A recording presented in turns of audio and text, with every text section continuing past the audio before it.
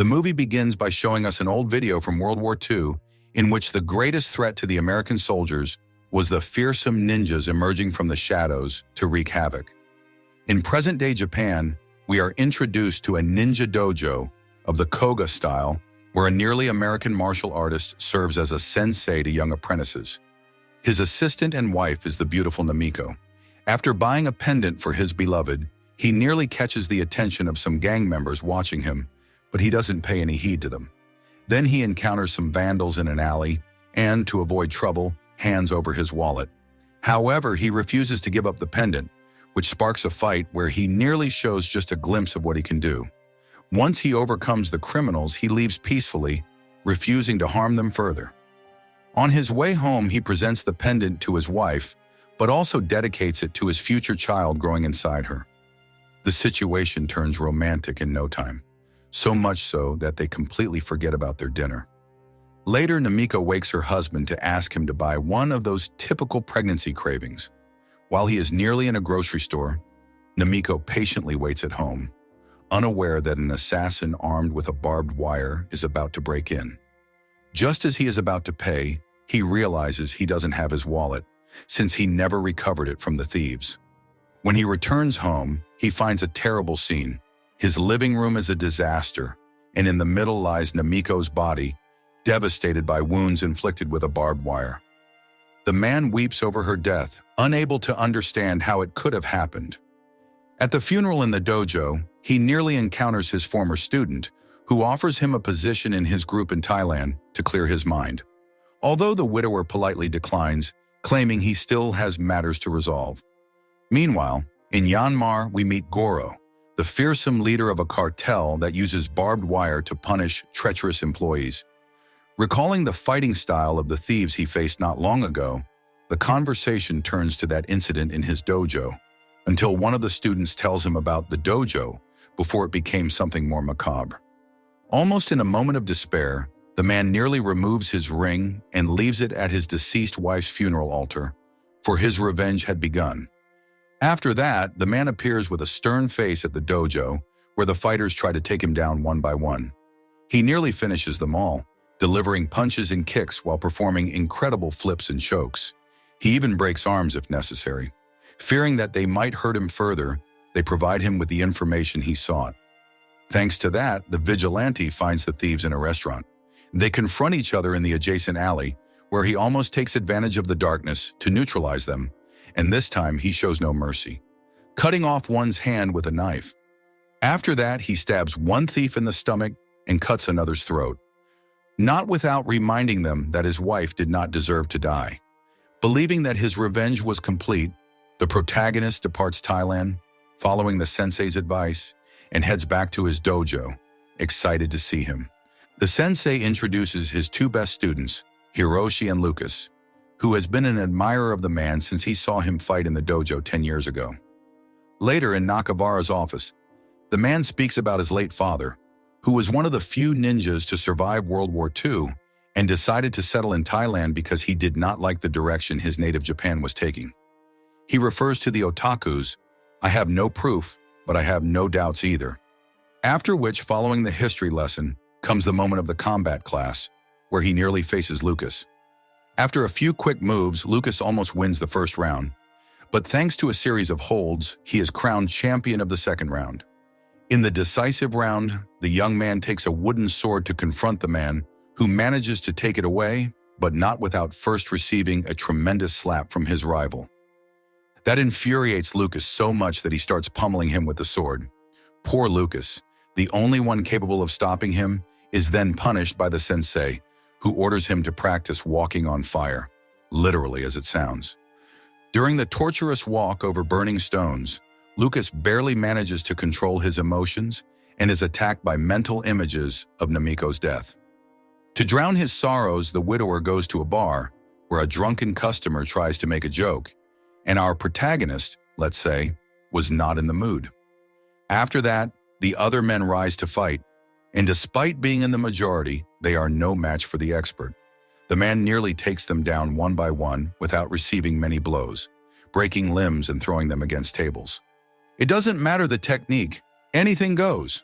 Now for the vengeful widower, who lifts one of the drunks to force him to strike him, and thus returns the blow with double the force.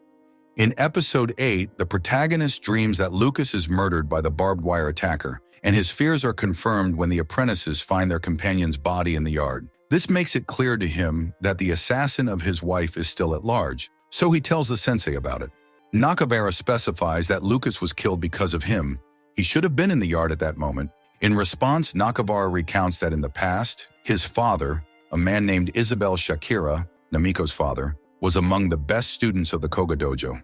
When the sensei died, Isabel challenged Tequila for control of the dojo, but the fight was rougher than expected and ended with Isabel dead at the hands of Tequila, who did not count on his rival having a younger brother named Koro. Despite being a child, Koro vowed to avenge his brother, even if it cost more than one life. The little one grew up to become the leader of a cartel, characterized by using barbed wire as his main weapon. With this story, it is eventually revealed that the objective of Goro was, in fact, Tequila's son-in-law. However, instead of fleeing to the United States, as most of us probably would, the man almost decides to prepare to confront him in his own lair in March. Even though the idea is opposed by the sensei before he departs, Nakavara gives him an old map belonging to his father, marked at the sites where they stored ninja weapons during World War II. Once in Myanmar, the man nearly takes the taxi of the charismatic Mike, who bears a strong resemblance to Deepinder from Deadpool. Both are amusing Indians accompanying a man on his crusade for revenge. "I also want to live that dream," says Tom Poole. In a street bazaar, he nearly buys all kinds of utensils and chemicals for his plan. He even buys a fish. When he settles in a hotel with the things he purchased, the widower prepares a discreet weapon worthy of a ninja. At night, Mike takes him to a bar where he might obtain information on Koro. At that moment, a drug trafficker approaches him to buy his merchandise and use it for his vengeful purposes. However, the man is almost forced to try it out of courtesy, and as a result, he begins to feel dizzy. At that moment, a bunch of gang members appear to silence him. Apparently, he was asking too many questions about Goro. Despite being somewhat high, the man uses the hidden ninja darts in his sleeves to take down several of them, then engages in hand-to-hand combat with the rest of the ruffians, with such brutality that it seems the drug gave him extra strength. After finishing them off, he nearly threatens the trafficker to tell him where Goro is, although he lets him go after recognizing that the poor guy doesn't know anything about his target. Just as he is leaving, the trafficker takes a knife to attack him from behind, but he quickly realizes that nothing or no one can take the vigilante by surprise. Returning to the hotel, the man almost tries to overcome his dizziness, although he can't even do that in peace because a bunch of agents from the State Council for Peace and Development appear to arrest him, capturing the man presumably. However, he does not let himself be caught easily, fighting against the officers in the hotel hallway, delivering flying kicks on the stairs. The American makes his way through, pushing his pursuers down the lower floors, then tries to evade them on the rooftop, only to be cornered on all sides. He is almost taken to the headquarters of the CEFD, where they plan to throw him into a cell, but they do something much worse. They torture him with an overly hot iron, as the agents believe he is a spy. After keeping his mouth shut and faking a faint, he is almost taken to a cell, but ends up taking down the guards before they can lock him up. After that, he disguises himself as one of them to reach the commander's office, against whose desk he throws himself, recognizing that he is yet another lackey of Goro, threatening him to reveal the location of his boss, though he also plunges a pair of scissors into his chest just in case. While escaping, he almost sees Mike receiving a payment from a guard, revealing that it was he who sold him out to the authorities. "That wasn't very cool, Don Poole," he says. Immediately, the protagonist forces his way into his taxi, compelling it to take him all the way to the jungle, the realm of Koro. Despite his murderous habits, the American spares Mike's life, understanding that he betrayed him out of necessity rather than malice. After a long journey through the jungle, surviving in a style reminiscent of Burt Grill's, the man nearly reaches a place teeming with Koro's soldiers. He quickly hides among the bushes, waiting for a mercenary to approach so he can break his neck and score a kill with that weapon in his hand. The man nearly takes down a couple more soldiers but has to cover himself when one of them fires a rifle from his hiding spot. The American throws a poisonous powder bomb at him, to which the soldier responds with a real one. After evading it, the man kills him with an aerial knife. The vigilante's journey leads him to a cemetery marked on Nakavara's map, where he found a heap of ninja weapons safeguarded in a coffin. While reassembling a katana, he nearly uses it to behead a cobra that was lurking, proving that it has indeed not lost its edge. Finally, he dons a complete ninja outfit, ready to finish off Goro, whose stronghold was already in his sights. Remaining in the shadows, the man nearly neutralizes a guard at the wall with a dart, after which he bursts into the fortress. Then, he approaches two soldiers from behind, assassinating them with his blades. The rest of the guards were idly drinking in a booth because the man nearly ignited the nearby gas tank, causing an explosion. The place then continues exploding other barrels, drawing the attention of the fearsome Koro, who prepares himself with his iconic barbed wire. While he nearly annihilates more soldiers with his katana, the only one who poses a real challenge is the second in command, who challenges him to a hand-to-hand duel in which the ninja takes more than one blow, but he returns them with even more intensity, delivering a couple of spectacular flying kicks that almost manage to weaken his opponent, which then allows him to stab him multiple times with a knife. Now only one target remains, Goro, who had been waiting for him in his office. Goro nearly mentions that he will avenge Namiko's death, although the mafioso seems unaware of any connection to the matter. In any case, the ninja attacks him with his katana. Goro also uses his, starting a fierce duel with batons, in which he tries to strangle the man with his barbed wire. He almost succeeds, but then the ninja brings him down by using his weight to topple him, decapitating him with one swift stroke. His revenge has been completed.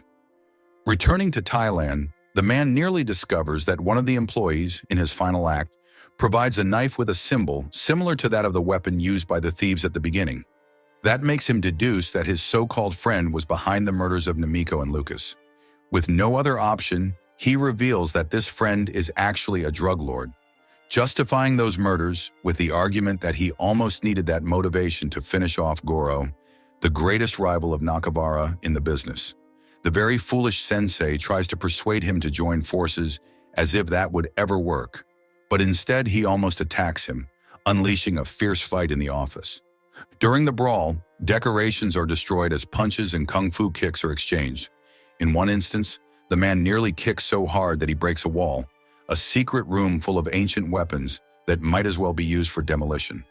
There, the sensei ducks away until he grabs a katana, nearly planting a wooden stick into the American with a great aerial technique that leaves both of them on the floor. The sensei then picks up another katana, leveling the playing field. However, he takes yet another one and launches it at the American's chest. Despite being very wounded, both continue fighting fiercely until the man nearly encounters the barbed wire again, which he uses to strangle the sensei in the same way he killed his wife. After that, the protagonist shows evidence of the drug network to the group. In response, Hiroshi, for the sake of the dojo's reputation, decides not to reveal it to the public.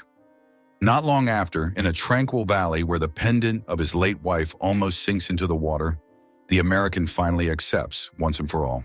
If you want interesting movie recaps, like, share, and subscribe to follow us for more movie recaps.